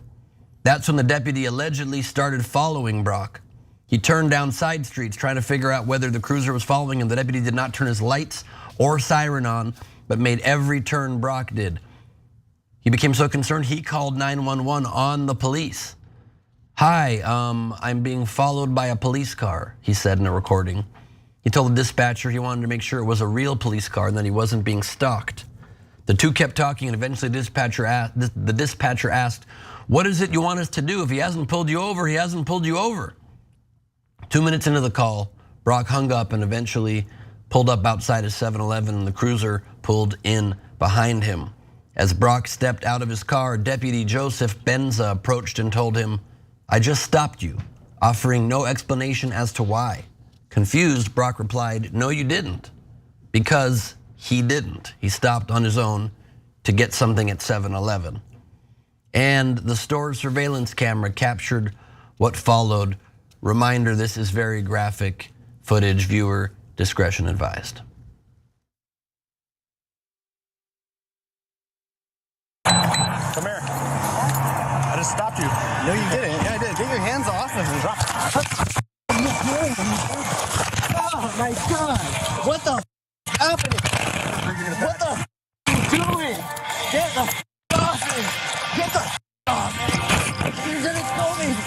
Oh my God! Help! Help! Help! Help! Stop! Stop! Give me your arm! Stop! Stop! I'm not fine. Stop! You're gonna kill me! You're gonna kill me! Help! Help! I'm not resisting! Okay, I can't. You have my hand. For 3 minutes, Brock struggled as the deputy held him down and punched him repeatedly in the head. At one point, the deputy ordered him to put his arms behind his back, but Brock's arms were already pinned under his chest by the deputy, so he should have been aware of that, considering he's the one who did it. After Brock was in handcuffs, the deputy put him into the back of his cruiser, but it wasn't until later that he was given paperwork and learned why he was supposedly accosted in the first place. The deputy said he'd spotted an air freshener hanging from the rearview mirror, supposedly obstructing the view of the road from Brock's black Honda Civic. Seems like a great reason to beat the crap out of somebody, if you ask me. If Benza saw Brock give him the middle finger, he made no mention of it in his report, but Brock's attorney thinks he did see it, and that the air freshener was just a cover. This deputy is a thin-skinned thug, and what he did to this man on tape proves it, said Beck, Brock's lawyer. We'll get to more details about what happened after that, but first, I want to pause in the middle here and get your thoughts, Cenk. Yeah, so I want to break down the cops' excuses / lies. Because we just saw the video, there's no question about it. So we're also going to get to the issue of this person being a trans man. It becomes relevant when he's taken to headquarters to be booked.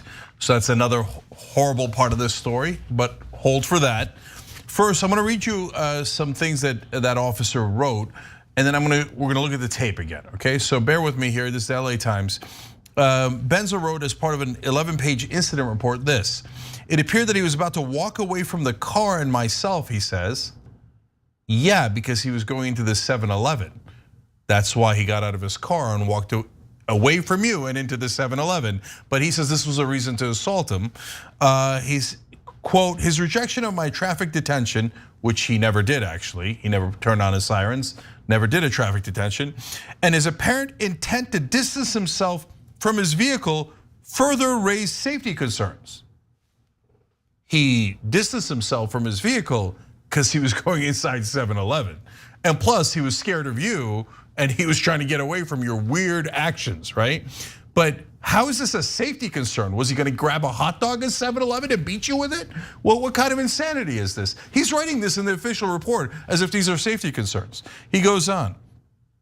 I know from my training and experience that those who possess contraband items inside vehicles commonly attempt to disassociate themselves from their vehicles when law enforcement is present. He's disassociating himself from his vehicle because he's going inside 7-Eleven when you randomly assaulted him and beat the crap out of him. And it's not random, it's because he flipped you off. And I've told you the guys this a million times on the show. The biggest crime in America is disrespecting a police officer. It's actually not a crime anywhere. It's not in any law books. But if you disrespect a police officer, especially before cameras are around, it's actually, I can't believe they're still doing it. These knuckleheads, the cameras are everywhere, including on you. But part of the reason they do it is because their commanding officers always let them off. Oh my God, he flipped you off? Well, of course, you should have nearly ended his life. Slam him to the ground, do whatever assault you like of him. Okay, and then we'll call it that he was distancing himself from the vehicle, which is a new crime we invented. And the air freshener, get the out of here. So now Benza said that Brock pulled away and, quote, cocked his right hand back into a fist, indicative of someone about to throw a punch. And that he had, quote, was at the onset of assaulting me. So I want to watch that portion of the video again. And let's see if Brock cocks his fist ready to punch the cop and is at the onset of assaulting him. Let's watch. Come here. I just stopped you. No, you didn't. Yeah, I did. Get your hands off of him. Drop. Oh my God. The cop said that he was worried that he was going to suffer permanent disfigurement. Okay, so that's the cop making excuses for himself. Well, how about his commanding officer? Did the commanding officer think it was justified? He looked at it and said, yeah, quote, appears to be justified. And I'll read you a longer quote from Commander Alan Castellano.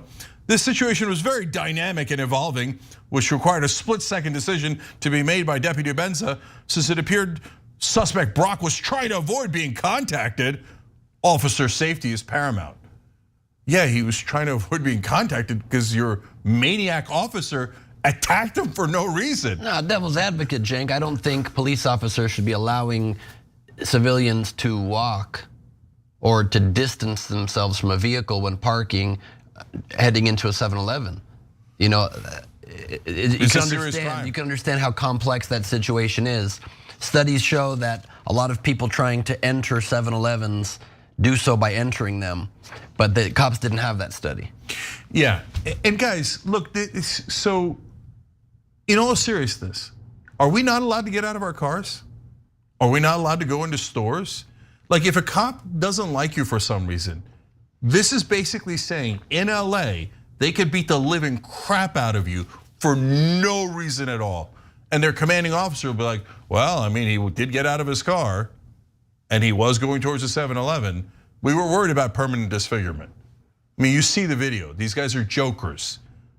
But it's not funny because they assault people like this all the time. And they go, what? Send blue line, Blue Lives Matter. Our job is so dangerous. Well, it's dangerous to us, that's for sure. Ben's got more. Yeah, let me read on. Deciding Brock was at the onset of assaulting me, Benza said he tackled him to the ground, adding Brock had continuously tried to bite him. Something you don't see in the video, but then again, video lies and cops don't. Benza then punched him approximately 8 times in rapid succession. Benza's report noted that Brock attempted to rip my skin from my hand. Never even heard of that as a thing. Which he said could result in permanent disfigurement. Except a paramedic's report from the scene didn't mention any bite marks. And when Benza went to the hospital later, the emergency room report noted he told them the bite hadn't broken the skin and there was no bleeding. And a physician's assistant wrote there were no bite marks at this time. The bite marks might have appeared later when the man bit himself to retroactively create a cover story for himself. I mean, no blood, no breaking of the skin, no bite marks. Classic telltale signs of a bite. Medical records do show Benza fractured his right hand in a punching injury because he punched an innocent man 8 times in the head. Brock was treated at a hospital for scrapes, bruises, and a concussion before being sent to a station and booked for 3 felonies, including mayhem, resisting arrest, and obstruction. I'm surprised they did not add on to that distancing himself from a vehicle and the terrible crime of entering a 7-Eleven without written permission from the police department. He told the staff at the jail that he is a transgender man. They replied, "So you're a girl?" he said, one jailer asked. Brock said he wasn't. The man asked whether he had a penis. Brock said he did. He explained what surgeries existed and that he'd been on hormones for years. After one jailer asked for proof, Brock says he went into the restroom to show her his genitalia and explain the effects of testosterone. Nonetheless, he was placed in a woman's holding cell. 4 days later, he lost his job after state authorities notified the school he taught at of his pending charges. Brock is now jobless and still facing 2 misdemeanor charges. Quote, "I lost so much of myself that day in that parking lot, but I love what I do and it's kind of how I define myself. And for that to be taken away, it felt like I had just lost everything." Emmett Brock. The sheriff's department says it's now investigating the altercation. Yeah, so this is what I talk about when we talk about all of the anti-trans bills that are being passed at the local level throughout the country. So the Republicans first started with trans folks entering bathrooms. No, we want you to go in another bathroom because we disagree with who you are. Okay, then they went on to high school sports. High school sports, the point I kept making is, are you gonna check the kids' genitalia? Are you guys nuts? Who's gonna check the kids' genitalia?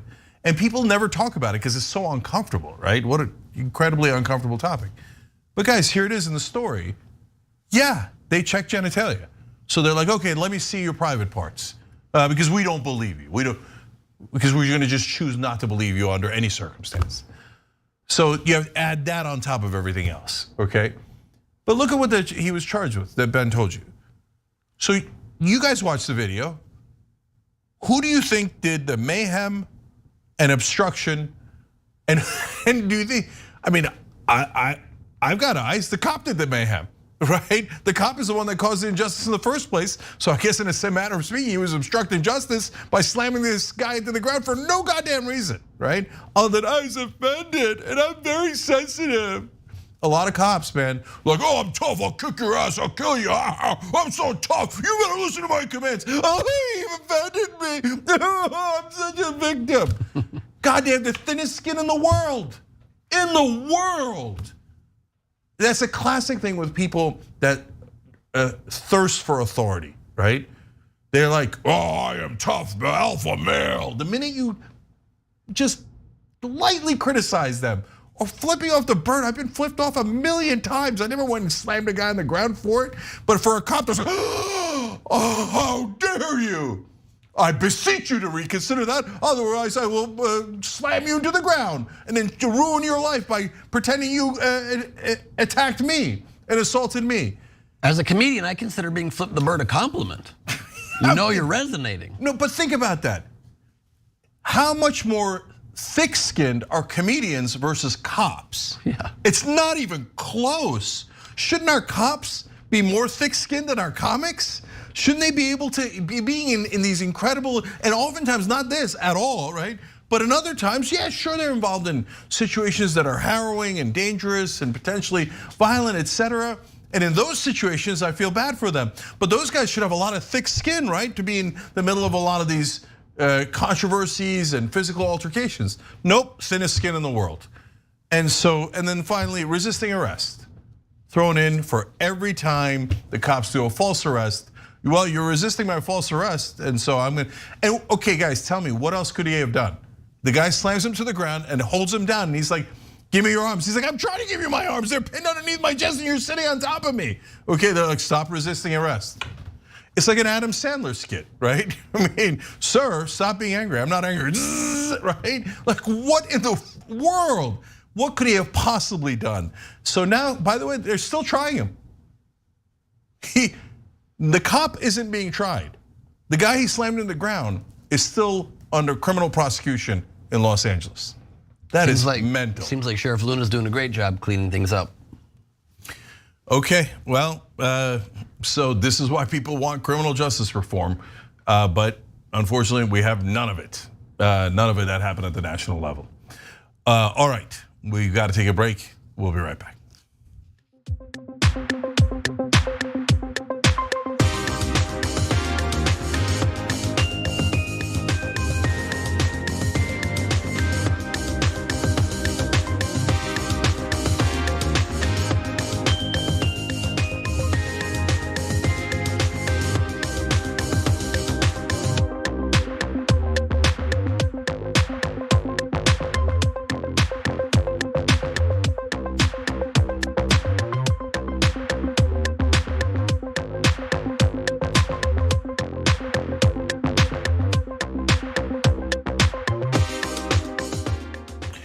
All right, back on TYT's social break here.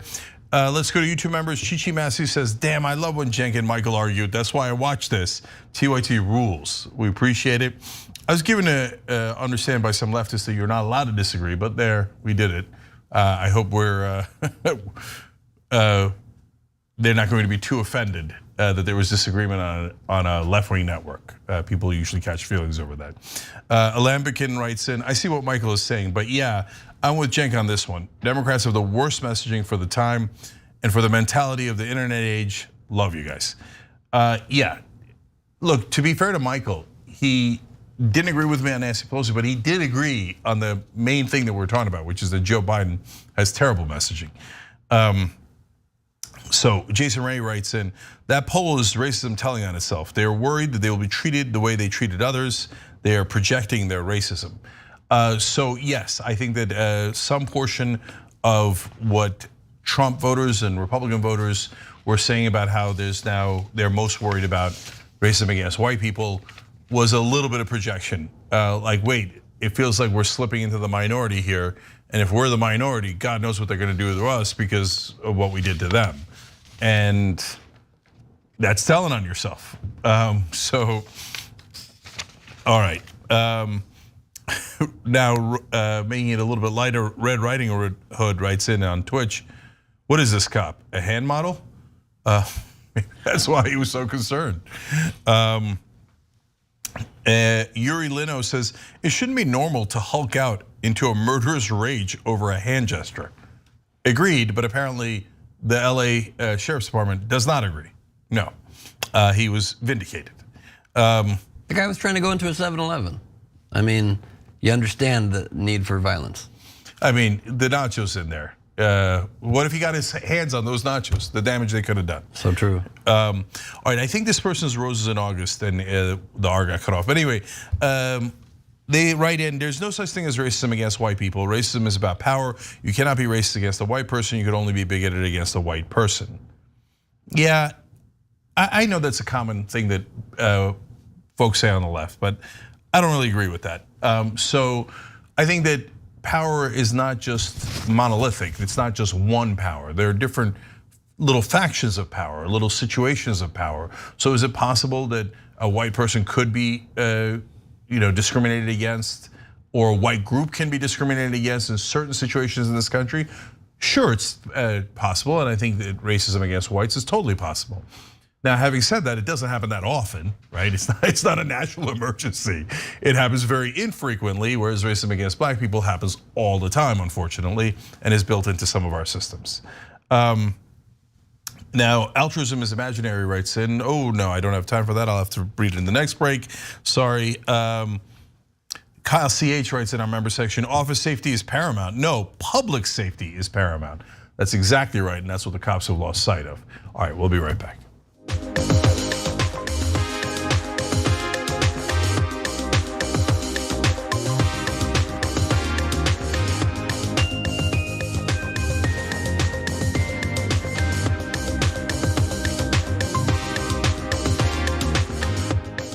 All right, back on TYT, Cenk and Ben with you guys. Also, Stephen Watson and Norma Sanchez. They just joined by hitting the join button below the video on YouTube. You could also do it at tyt.com/join. And Early Bird 42 gifted a Young Turks membership on YouTube, and we appreciate you. Ben. Tutu troubles. A photo of Mississippi Republican Senator Jeremy England wearing a shiny pink bodysuit and tutu are being, of course, misused and misinterpreted by fellow Republicans who are now calling him a groomer, a word they don't know the meaning of but use quite frequently. The photo in question, take a look. There's Jeremy England from 2020. Other Mississippi Republicans are using the photo out of context to attack England. In actuality, England was posing for a photo while he was participating in a 2020 fundraiser for Men Wear Pink. The fundraiser held by the American Cancer Society with an initiative intended to raise awareness for breast cancer to end the illness. Let's attack him and attack him hard. England says a photo of him in the outfit has been misused with a slur directed at him. In an increasingly divisive GOP primary as he supports Republican Lieutenant Governor Delbert Hosemann for re-election. A person backing one of Hoseman's opponents posted an image of the tutu-clad England on Twitter, along with a comment, Hosemann and his groomer weirdos don't have a chance on August 8th. Hosemann faces two challengers in the August 8th primary. State Senator Chris McDaniel has run two unsuccessful US Senate races in the past decade, including a bitter race against longtime incumbent Thad Cochran in 2014. Tiffany Longino is an educator who is spending little money in her first run for office. If nobody wins a majority, the race goes to an August 29 runoff. In a new Hosemann TV ad, England says he supported McDaniel in 2014 for Senate, but now considers that a mistake and is endorsing Hosemann for a second term as lieutenant governor. England said that soon after the ad started airing, he received a text message from State Senator Melanie Sojourner, who is publicly supporting McDaniel. England said the message had no words, just a photo of England wearing the tutu. Here's the photo that she texted him. And he took that message as a threat. I consider that to be some of the worst dirty form of politics, which is of course where we are now in this race. This is not the first time McDaniel supporters have played dirty. They'd done him dirty before. During the 2014 US Senate campaign, some McDaniel supporters entered a nursing home without permission and photographed incumbent Thad Cochran's wife who had dementia. Images of her appeared briefly online. McDaniel said he had nothing to do with the incident. See, the right wing loves to cry groomer as an attack tactic, yet they never say anything when it's their own favorite people doing the weird cross-dressing grooming, as they like to put it. There's Rudy Giuliani, one of the rare moments when hair dye is not dripping down his face, dressed in a woman. I believe in this sketch, Trump puts his face in Giuliani's breasts. Or whenever, what's that? Groomers. They're grooming up a storm. Or how about, do you remember when Steven Crowder decided to wear a dress? Groomer. Crashing the day without a woman. Seems he's very comfortable in that outfit, grooming America's youth. And he also dressed up as Anna Kasparian, our very own. Groomer. And may I say, he did not pull it off well. Look, man, you could argue that when he dressed up as me, yeah, well, okay, I can see some portions of it. He had the mole and all that stuff, but he is a brutal Anna. Brutal. Yeah, okay. Not fair at all. Okay. They also seem to never legit call out the actual groomers, if you've noticed that. Like when Trump called Epstein A terrific guy. He's a terrific guy who enjoyed younger women before denying that he had a relationship with Epstein. At least Senator England was able to turn this attack into a positive thing, by the way. In response to the dirty campaign politics, England restarted another fundraiser and has raised over $6,000 for the American Cancer Society and Men Wear Pink, with the picture of himself in the tutu, taking the attacks and spinning it to do good. One of my favorite Republicans, I'd have to say. Well done, Senator England. Yeah. So I love what he did to raise money for cancer and turning it around. That's terrific. And look, he's a Republican. Give credit where credit is due. Now, on the other hand, unfortunately, the people attacking him are also Republicans. And it was only a matter of time before they turned on their own. So once these kind of things start, there's no end to them, right? So I remember when the alt-right first invented this. They bragged about it online. They said, oh yeah, we'll just call everybody a pedophile, anyone who's opposed to us, and that'll be the first thing that shows up in their Google search, and then their lives will be ruined. Ha ha, so funny. We'll ruin all of our enemies. You think that those guys are gonna have moral qualms? Be like, whoa, no, that's a fellow Republican. That's the water's edge. No, we won't do that kind of tactic. Does it look like McDaniel's team has a lot of qualms? I mean, Jesus, if this, like taking the guy trying to raise money for cancer and calling him a groomer wasn't bad enough. Trying to take pictures of Thad Cochran's wife while she's suffering from dementia. Jesus Christ. My God, you guys have no values at all. And this was a party that at one point, for a long time, pretended to be the party of family values. Does this sound like family values to anybody? And by the way, to Ben's point, so not only do they love dressing in drag, but then call other people who dress in drag who are perfectly innocent groomers, right? But Trump said, well, Epstein, I mean, I had no relationship with him, but he was a terrific guy. Wait, how did you know he was a terrific guy if you had no relationship with him? And how did you know that he likes women younger? Women is in quotes there. How do you know that he likes girls younger? And why didn't you tell anybody? And what does the word grooming mean? Presumably it means they are trying to prepare people mentally to become the thing they don't want them to be, right? They're trying to groom them to become people who are pedophiles or who are attracted to younger people. Trump himself, on video, not even caught off the record, on The View, talks about wanting to date and have sex with his daughter if she weren't his daughter. She's so good looking, I would have done it. Well, that's directly normalizing horrible, direct pedophilia and incestual behavior directly on television. And that's not grooming, but somebody putting on a dress for a fundraiser is? In what broken brain universe is that the reality? I mean, I played high school football. I don't know if your team did it, Cenk. We had the powder puff game where the cheerleaders dressed like football players and football players dressed like cheerleaders. Every single tough, manly football player, myself included, minus the super manly part, were dressed in drag to raise money, to do this for this fundraiser event. If your sexuality, if your mindset is so weak that seeing somebody else dressed for an obvious goof as the opposite sex is something that makes you all of a sudden want to groom other people or to become a pedophile yourself, you're such a broken-brained individual, and I feel like thou doth protest too much, those who complain about it. What's wrong with your very, very weak heads? And what we should always say in every instance of absurd accusations of grooming, when someone is a drag queen doing fun shows for people, or when somebody's reading to children in drag, or when somebody is doing it to raise money for cancer, just say, so do you, and ask, don't say it, ask. So do you disavow the Catholic Church? Do you disavow the Catholic Church? Or are you only against fake grooming for political points? Because the people who literally are abusing and raping children and messing up their lives, that's cool by you? You're sticking by them? Yeah, and the last thing I'll say is, it's not just Ben, it's not just tons and tons of football teams that did that throughout the country. It's also the Republican governor of Tennessee. He did the same exact thing, and the Republicans in Tennessee are like, oh, they're groomers, they're all dressing in drag. And then they show the picture of the governor in drag. And they're like, well, that one doesn't count. Why? Why doesn't it count? They're not even trying to have principles. They're just like, I don't know, we'll just call all of you guys pedophiles because it helps us politically. Your team didn't do it? No, we didn't do it.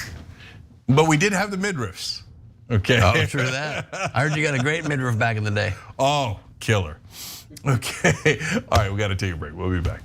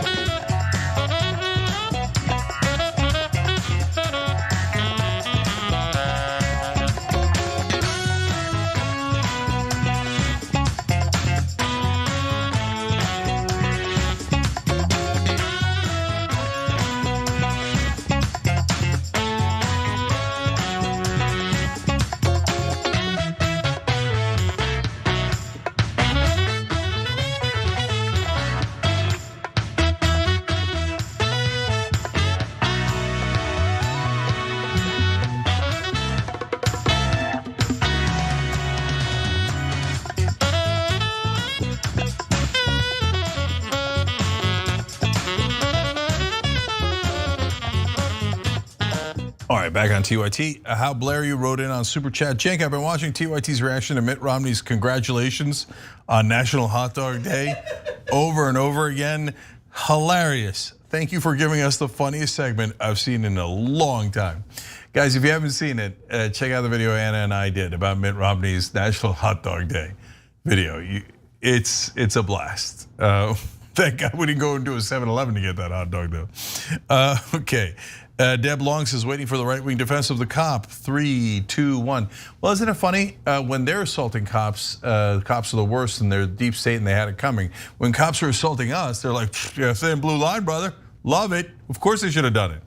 Huh. Seems like they like the violence either way, as long as it's not directed towards them, but directed at their enemies. No, I'm sure the right wing is principled. Okay, altruism is imaginary writes in on Twitch. My spouse and I were chatting with our wonderful neighbors across the street last week. They came to lend us their generator and gas, and when a tree knocked out our power without us asking or calling or anything. They are Republican, we are not. We are all great neighbors and are not happy with the climate. The choices are conversation or violence. Logical people choose conversing over violence. We don't agree on everything. That's what America needs to be. Well, I love that story. Look, we tell you about like the awful things that the right wing does, unfortunately on a daily basis, because they do it. They do so many of them. We keep most of them from you because we can't fit it in the show, right?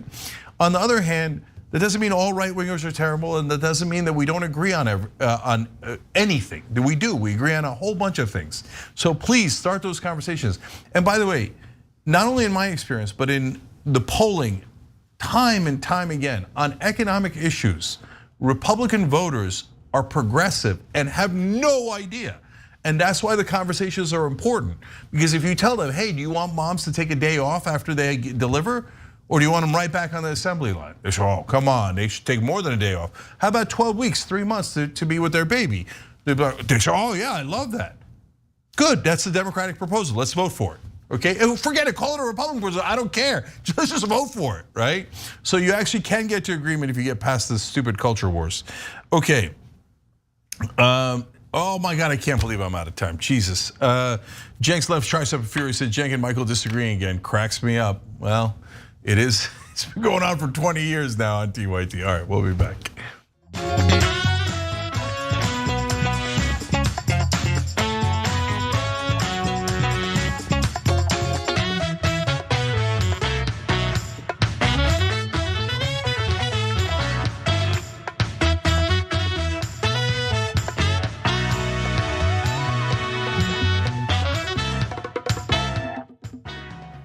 All right, back on TYT, Cenk and Ben with you guys, and Athletes LLC as usual gifted 20 Young Turks memberships. Amazing. Love you guys. All right. Ben. We've got Elon Musk story. Check it.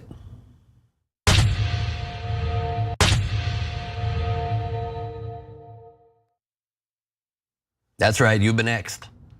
This is not the old Jamie Kennedy experiment. This is one of the world's largest messaging platforms, or at least it used to be.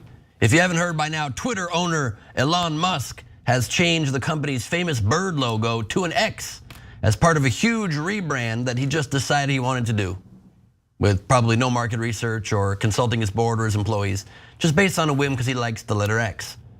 He wrote Saturday, I would have said tweeted, but now nobody knows how to phrase it. He X'd Saturday, he did an X. He did one of these on Saturday that read, and soon we shall bid adieu to the Twitter brand and gradually all the birds. He's getting rid of the Twitter brand as your company is quickly, as fast as possible, losing market share and is losing to a brand new competitor. Smart thing to get rid of the brand that is worth billions of dollars and is known globally. Very smart. And when he means get rid of the brand, he really does thoroughly mean that. As of Monday, the domain x.com directs users to Twitter's homepage through twitter.com, though twitter.com also remains live, rather. Branding in the mobile app has not changed for many users yet. Mine has not changed yet, but I can't wait until the glorious day. It has changed on my desktop. So what else is changing? Musk said Monday that tweets will now be called X's. When asked what retweets would be called, he wrote, that concept should be rethought.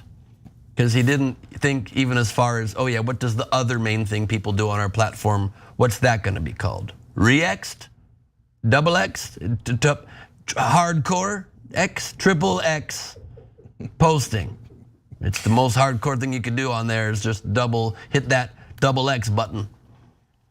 Twitter CEO Linda Yaccarino, who you obviously know just has to agree with whatever weird thing Elon Musk decides to do, posted about the transition yesterday. She X'd the following. God, that sounds weird. It's an exceptionally rare thing in life or in business that you get a second chance to make another big impression. Twitter made one massive impression and changed the way we communicate. Now X will go further, transforming the global town square. X is the future of unlimited interactivity, even though they just limited the interactivity recently. Centered in audio, video, messaging, payments, banking, creating a global marketplace for ideas, goods, services, and opportunities. Powered by AI, X will connect us in all the ways we're just beginning to imagine. You get that? Powered by AI, coming from the man that unleashed AI largely on us and then recently signed a document saying we got to stop AI. It could ruin our entire civilization, but also it's gonna run my company now. So good luck with that. According to CNN, Twitter's shift would basically make the site similar to China's WeChat. That's China's main messaging, social media, and mobile payment app. This has apparently been Musk's goal since he bought the company late last year. And he's making massive promises for the new brand. Was that his goal? No one knows. It seems to be shifting, but here are his very humble and very small plans for the new X. Essentially, if done right, the X would serve people's financial needs to such a degree that over time it would become, I don't know, maybe half of the global financial system. Wow. Or some big number. Okay. I'm not sure what the number is, but pretty big. So it would be by far the biggest sort of financial institution. But like I said, not really in the way that people are used to thinking about banks. Mm-hmm. Just the most efficient database for the thing that is money. Like I said, like least amount of fraud. Everything's real time. And if it involves money in any way, it can be dealt with seamlessly on one node. This could just change the entire, this could be half the global economic system. Really? Well, some number, maybe 2%. Nobody knows. I haven't done numbers, I'm just kind of talking out of my ass. The rebrand seems maybe more to me like a last-ditch effort for the company. The renaming could be seen as something of a brand overhaul, Hail Mary for the company. Musk in recent months has repeatedly warned that Twitter, facing steep losses in ad revenue, was on the edge of bankruptcy. Musk recently disclosed that the platform still has a negative cash flow due to a 50% drop in advertising revenue and heavy debt loads. I know when I'm looking for my next financial institution, I want one that has heavy debt loads, has been losing revenue, and is incredibly unstable on the way to complete bankruptcy. That's where I put my money. I'm a moron. Maybe Musk just loves the letter X. Could it be? His second startup was X.com, which eventually became PayPal. Musk incorporated X into the name of SpaceX and Tesla's first car model, and he recently named his new AI startup, more AI, XAI. Perhaps most infamously, Musk's 3-year-old son is named XAE A-XII Musk, which is the most normal thing Musk has ever done. So what do the people think of X? Well, this tweet, or X, or I give up, has over 165,000 likes, or X's favorable X feelings on the platform. QAnon Latifah says, gotta be honest, this new widget design looks like an app for a membership-only human trafficking gentlemen's club headquartered in Budapest. Something that apparently QAnon Latifah has a great familiar with the visual look of that kind of thing. Several of my exes have filed a lawsuit claiming that that's their letter. Cenk? I don't know if that Budapest thing's a joke, but I don't know how you know what the gentlemen's clubs in Budapest are doing. Okay, guys, here's my optimistic way of looking at this story. Apparently, I'm gonna be rich. Okay, because look, I run a small to mid-sized business here at Young Turks, TYT Network overall. And wow, am I smarter than these guys. But apparently the bar is incredibly low. Like, Jesus, this guy is among the top 2 richest people in the world. And he's a terrible businessman. Now you say, well, that can't be true. I mean, he's got all that money, and what would you know? And he's got all those businesses, and they're very successful. Okay, look, Silicon Valley, everyone was tripping over themselves and running into billions of dollars, falling into billions of dollars. Somebody did diapers.com and walked away with $500 million. Like, I don't know. How about diapers.com, Tampax.com? I don't know, right? Like, and they all got like incredibly rich, right? And so Elon Musk, to be fair, is a good marketer like Donald Trump. He just goes out there and is like, oh yes, I am reinventing X, and it is now Y. Okay, and everyone's like, oh wow, what a genius. All right, I'll buy your Dogecoin.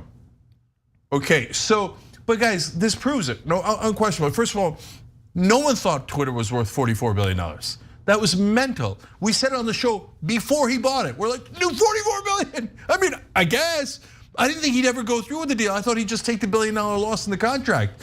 Because the minute he takes the deal, he's lost $20 billion to begin with. There's no way that it was worth over $24 billion. So we started with that. But guys, since I know it's a mid-sized business what we have here, but before we launch anything, I don't mean on air. On air commentary is fluid. A lot of things go wrong, unplanned, etc. Right?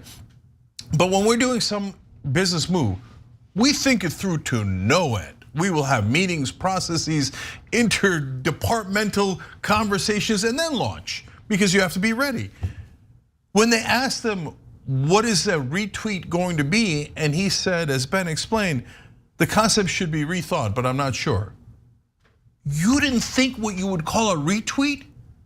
That's like question number 2. Hey, we're not calling it a tweet, we're calling it an X. What do we call a retweet? Question number 2. He didn't get to question number 2. This guy's a moron. Total utter moron. It's like, let's do it. I like the letter X. I named my kid X, I named everything X. Let's call it X. Hey, what do we call the re-X? He's like, who cares? That's question number 2. I never get to question number 2. Jesus, man. And then look at all the things he did wrong. I mean, Twitter, building brands is so hard, and we know it here. And so to build a brand that's worth billions, and the brand alone, just the name Twitter is worth billions. He flushed it down the toilet. He just flushed out more billions of dollars. No, he did not. He X'd it down the toilet. He X'd it down the toilet. That's their new slogan over at Twitter, taking the bar and moving it extremely low. Yeah. And then when he says, and this to me, for whatever reason, this was the straw that broke the camel's back, is X is going to go into banking. Okay, like maybe, all right, I got an open mind, right? And like social media platforms could be used for other reasons, could be, right? And he's like, and I think it's going to be half the global banking system. Come on, dude, you're not a serious person. No serious person says that. Half the global banking system. Well, not half, maybe some number, Cenk, some number. Oh yeah, that would be larger than global JP Morgan Chase, Bank of America, Wells Fargo, and all of the major banks in America, and plus some European banks and a Japanese bank combined. Also, why would you ever start a banking platform and call it X, what is known globally as the sound you get when you don't make any money on Family Feud after a bad guess? It's just terrible mental imagery. Yeah, no. This guy's, it's stunning. I'm having trouble saying because I can't believe it. It's astounding. He is not bright. Like that is unbelievable, unbelievable. So apparently making money is not that hard. So we all got to get into this game. So anyways, last thing, theoretically there would be a reason to do a rebrand if things are going poorly, and they are Twitter, right? But you have to pivot with your whole strategy, right? So you can't just be like, all right, we're changing the name of Twitter to X. Well, and that'll solve the advertiser problem that we have because we lost 50% of our advertisers. Yes, but why did your advertisers leave? Remember, they signed on when you were Twitter.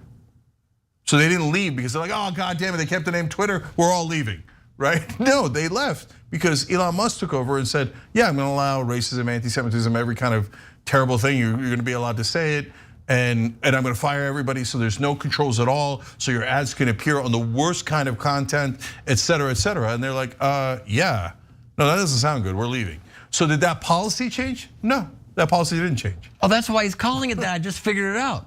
The X stands for extremism. Yeah, and you know what advertisers don't like? Extremism. So this is not a pivot. This is not a second chance. This is just putting a dumb name on a thing that you didn't fix at all. And then go, I think it's gonna take over 20 to 40, no 50% of the global car market, no, furniture market, banking market. That's what X is gonna take over. And when we take them over, we're gonna re-X them. And the new CEO of X is my baby XXEIIEIO. Congratulations to him. Wow, so it turns out the rich are incredibly stupid. Okay, well. Not incredibly stupid, extelligent. He used to be intelligent, now he's extelligent. Okay, apparently that's a thing. Okay, yes, no, it doesn't apply to all the rich, no, it doesn't apply to all the business people, but it is shocking the degree of like unpreparedness, flippancy, et cetera, that Elon Musk has. I mean, look, if you're gonna be charitable to him and say, maybe he's intelligent in other ways, this is what hubris looks like. I'm just hoping that cage match happens and there's a simultaneous double knockout. I hear you, but now that I've seen this, it's over. If they do the cage match, Elon Musk is going to get annihilated. You know why? Because he's perpetually overconfident. He's gonna walk in and be like, all right, X, I got Zuckerberg. And Zuckerberg's like, no you didn't, and punch him in the face. And he's like, I didn't see that coming. Musk, much like his own company, will soon be extinct. I could do this all day. All day. He's not kidding. All right, when we do the bonus episode for the members, which is next, cocaine sharks. Apparently that's a thing, okay? Is it? We'll discuss. TYT.com/join, or if you're on YouTube, hit the join button below. We'll see you there in a minute.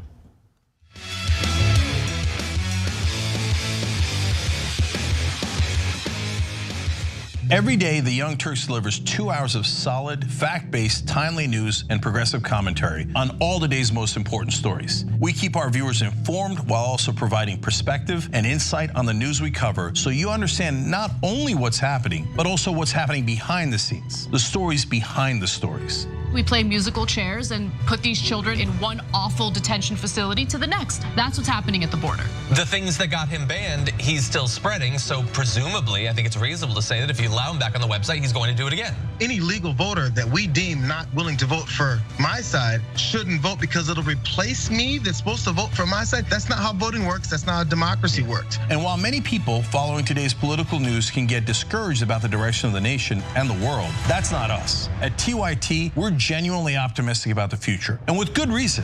Today, wide majorities of Americans agree with our progressive stances on issues ranging from healthcare and education to climate, immigration, and wages. The rising generation of young people are also overwhelmingly progressive in their political beliefs and policy objectives, and they're increasingly flexible